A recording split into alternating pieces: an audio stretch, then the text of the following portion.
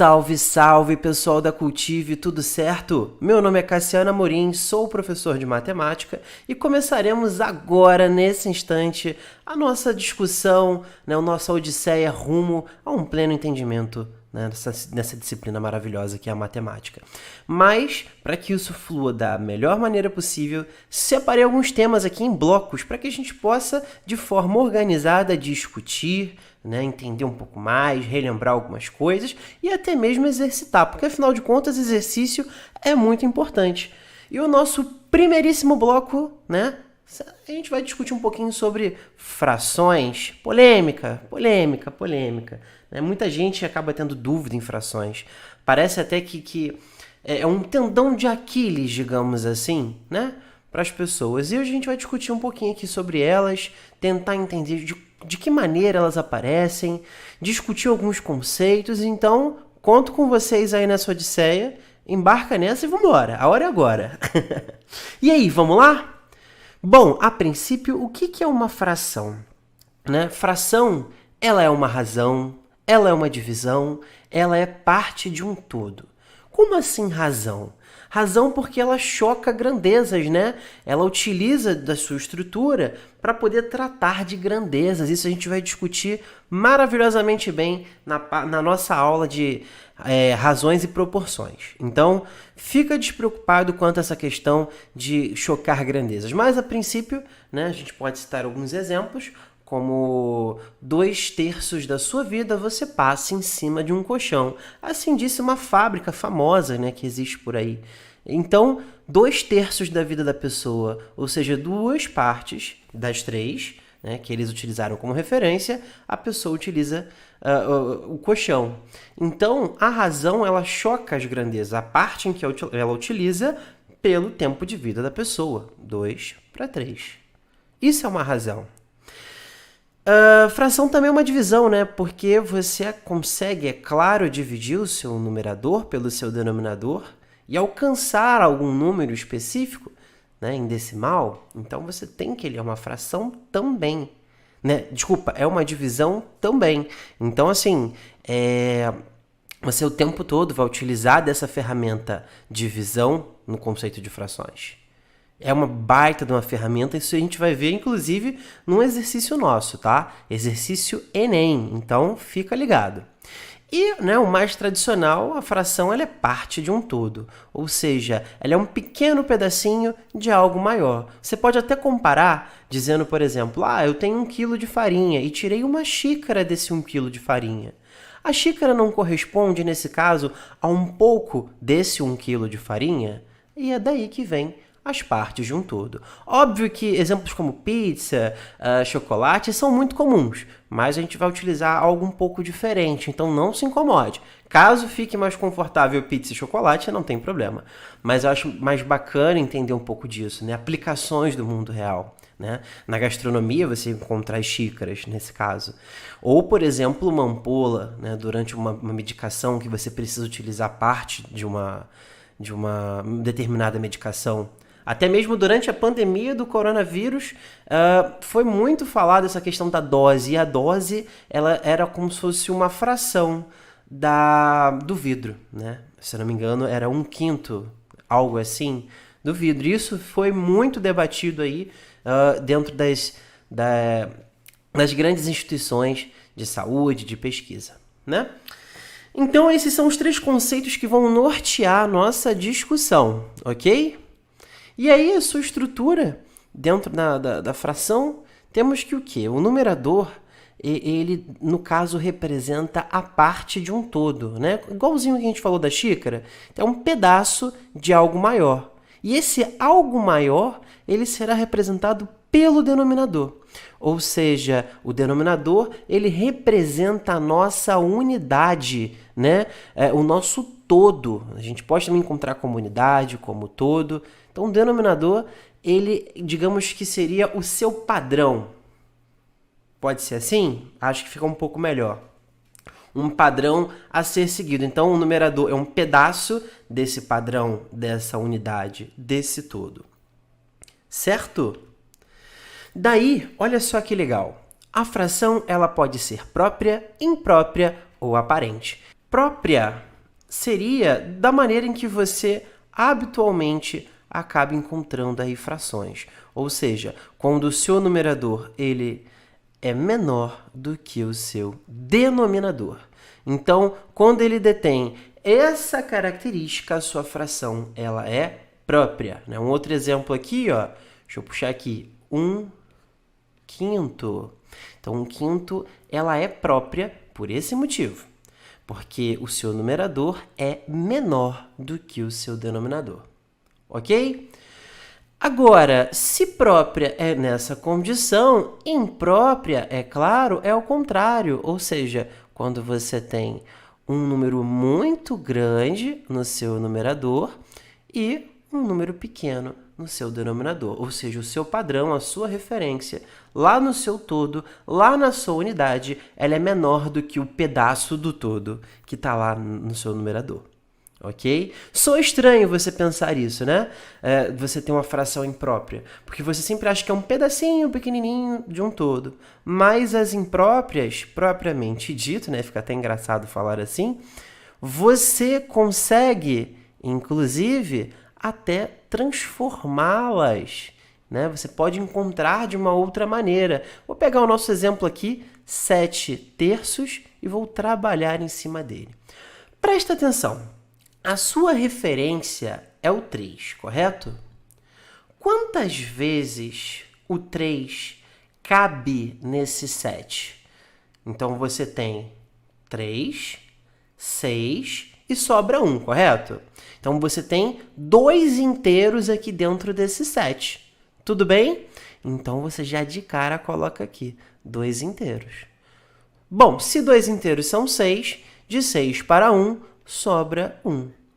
Sua referência é o 3. Então, você também pode chamar essa fração imprópria, 7/3, como 2 inteiros e 1/3. Tudo bem? Daí, pessoal, a gente chama isso aqui, ó, de número misto. É o famosíssimo número misto. É assim que a gente pode converter a sua imprópria para número misto. Ah, mas espera lá, eu tenho que ficar vendo o tempo todo quantos inteiros tem ali dentro? Não necessariamente. Se você dividisse, já que a fração é uma divisão, 7 por 3, você teria 2, resto 1, correto? Então, esse 2 aqui, ele seria a sua parte inteira. Esse 1 aqui seria o seu numerador, que é o nosso resto, e o seu divisor, ele assume o papel como denominador. Tudo bem? Ah, mas Cassiano, olha só, eu estou trabalhando muito com misto e eu quero transformar de volta para imprópria. Não tem problema. Olha para o número misto aqui, ó. 3, olha o procedimento. 3, que é o seu denominador, vezes 2, que é a sua parte inteira, que dá 6, mais 1. Que dá 7. Então, ó, 3 vezes 2, 6, mais 1, 7. 7/3 é a nossa fração imprópria que a gente já estava discutindo anteriormente. Ok? Fração aparente, ela tem uma característica bem peculiar. Né? Que característica é essa? Quando você tiver um numerador maior que o denominador e esse numerador for múltiplo, ou seja, ele pertence à tabuada do denominador, então quer dizer que essa fração ela é aparente. Você pode até lembrar dos parentes da família, né? Ah, ela faz parte da minha família, o 8 faz parte da família do 4, né? Ele faz parte dos múltiplos do 4. Então, o aparente tem essa característica. E tão importante, é claro, né? Você tem que saber ler essas frações. Porque às vezes ela aparece numa questão em forma, né, discursiva. Só que você não precisa se preocupar em como escrevê-las. Não, você precisa entender como se lê, como você converte. Então, olha só para o primeiro caso aqui, ó. Você tem o meio ou um meio. Como assim meio ou um meio? Bom, geralmente você primeiro fala, olha só, hein? Primeiro você fala o nome que está lá no numerador para que depois você fale, né, num que ordinal o seu denominador. Mas isso só valerá para os denominadores do número 2 até o número 10, ok? Então, ó, você meio que tem um que ordinal, ó, meio. Aqui embaixo, ó, 1/3, 1/3. Então, ó, tem esse que ordinal. 1/4, tá lá. 1/9, né? Se tiver, a gente pode olhar para aquele ali, ó, 16 nonos, né? Você pode ter, deixa eu supor um outro aqui, 6 sétimos. Então, você utiliza esse que ordinal. Daí você chega no 10, né, denominador 10, você fala décimos, 7 décimos. Mas esse que ordinal, ele também valerá para o 100, para o 1000, para o 10.000, ó, centésimos, milésimos, porque lá na frente vai ser muito importante você analisar, né, tanto milésimo, centésimo, décimo, para, é claro, embasar ali os números decimais. Então, décimos, centésimos e milésimos você usará sempre dessa maneira. Ah, mas olha só, passando de 10, né, do 11 em diante, com exceção desses números que estão na base 10, você vai falar um número normalmente e terminar com a palavra avos. Então, por exemplo, olha aqui, ó, você tem 3 onzeavos. Você fala o número normalmente do numerador, 3 e o denominador, 11 avos. Você não precisa tratar ele como uma forma ordinal. Olha o de baixo, ó. 8/49 avos. Então, você utiliza da palavra avos quando você passa de 10. Tudo bem? Então, é assim que a gente passa a ler as frações.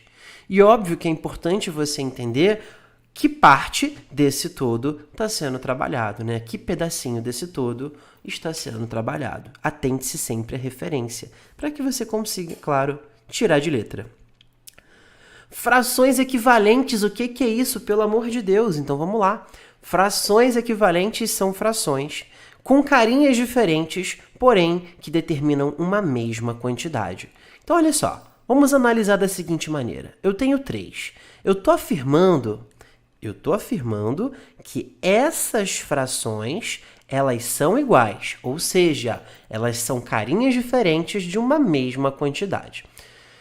De 3, para que eu possa passar para 15, nós multiplicamos por 5, correto?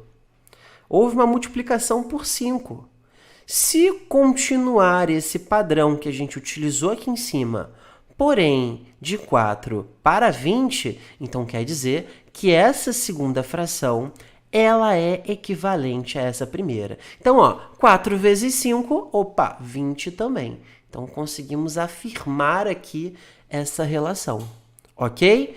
Então, pessoal, a fração equivalente você encontra dessa maneira, multiplicando o mesmo número, tanto no numerador quanto no denominador, ok? Olha só, de 15 para 30, nós multiplicamos por 2. E de 20 para 40 também. Então, pessoal, nós podemos afirmar que 30/40 avos é equivalente a 15/20 avos e também equivalente a 3/4. Porque se eu multiplicar 3 por 10 e 4 por 10, eu vou ter a mesma fração lá no final. Ah, beleza, então eu só encontro frações equivalentes multiplicando? Claro que não, você também encontrará dividindo. Quando você tem um mesmo número, que você consegue dividir ao mesmo tempo o seu numerador e o seu denominador, você consegue, é claro, torná-la mais simples, ou seja, utilizar do processo de simplificação, que não deixa de ser uma fração equivalente, porém utilizando a operação inversa, a multiplicação. Ah, mas aí eu vou chegar aqui no 3/4 de volta, né? Se eu tivesse simplificado 30 por 40. Perfeito! O 3/4 ele assume um papel, quando você simplifica, chamado de fração irredutível. Ou seja, quando você não consegue mais reduzir, quando você não consegue mais simplificar. Tudo bem? Então, quando você chega no ponto máximo de simplificação, é porque você chegou na fração irredutível. Muitíssimo importante esse tipo de conhecimento para operações, para trazer, né, algumas situações para condições mais simples e assim sucessivamente. É uma belíssima de uma ferramenta, ok? Temos outros casos aqui, ó.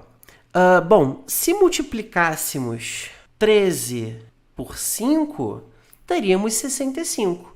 Se esse padrão mantiver aqui no denominador, ótimo, é porque nós chegamos, de fato, a uma fração equivalente. E é isso, né? 20 vezes 5, 100. Então, 65 centésimos é equivalente a 13 vinteavos.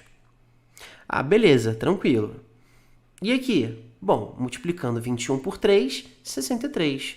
Multiplicando 27 por 3, 81. Então, também alcançamos aqui uma fração equivalente. Tudo bem? Uma é equivalente à outra. Não considere o igual como se fosse uma relação onde você chega a um ponto final, tudo bem? Ah, eu sei que isso é igual àquilo e acabou ali, né? Por exemplo, só um toque para vocês, tá?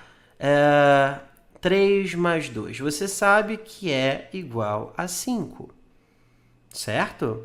Mas você sabe também que 5 é igual a 3 mais 2.